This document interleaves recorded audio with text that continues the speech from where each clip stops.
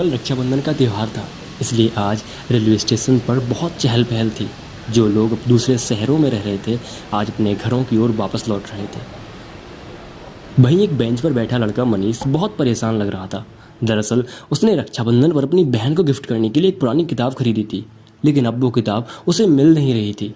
शायद घर जाने की जल्दी में वो किताब रूम पर ही छूट गई थी। ट्रेन अपनी पूरी रफ्तार से आगे बढ़ रही थी और उसमें बैठा मनीष बस यही याद करने की कोशिश कर रहा था कि वो किताब उसने कहाँ रख दी थी। वह सोच रहा था कि कृति से क्या कहेगा। जॉब लगने के बाद यह उसका पहला रक्षाबंधन था, लेकिन वह थोड़ा उदास था क्योंकि रास्ते में ऐसी कोई भी जगह नहीं मिलने वाली थी जहाँ से वह अपनी बहन के लिए कुछ खरीद सके। Your kind attention, please. Train number 1. अब वह घर पहुंच गया था। मनीष के घर आ जाने से सब लोग बहुत खुश थे। उसने कृति को भी मना लिया था। वो लोग खाना खाकर सो जाते हैं। आज रक्षाबंधन था, सब लोग बहुत खुश थे। उन्होंने बड़ी खुशी के साथ रक्षाबंधन मनाया।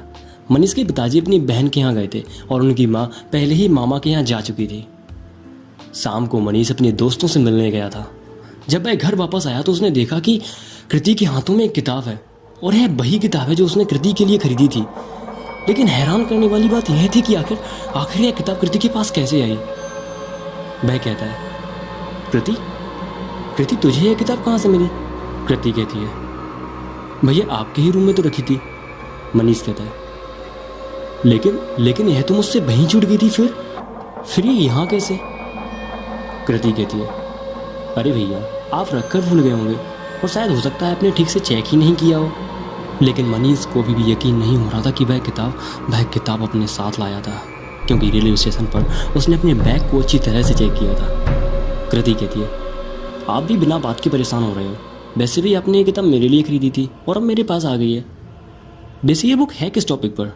मनीष कहता है, पता नहीं, मैं तो म्यूजियम गया था, वहाँ अचानक से ये बुक मेरे सामने आ गई। और वैसे भी तू एंटिक चीज़ों पर रिसर्च करती रहती है, तो मैंने सोचा क्यों ना इसे तुझे गिफ्ट कर दूँ।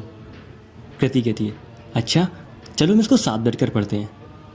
कृति ने किताब का पहला पेज ही खोला था, तभी उन्हें ऐसा लगा जैसे कोई खिड़की के पास से गुजरा हो, पर खिड़की पर कोई नहीं था।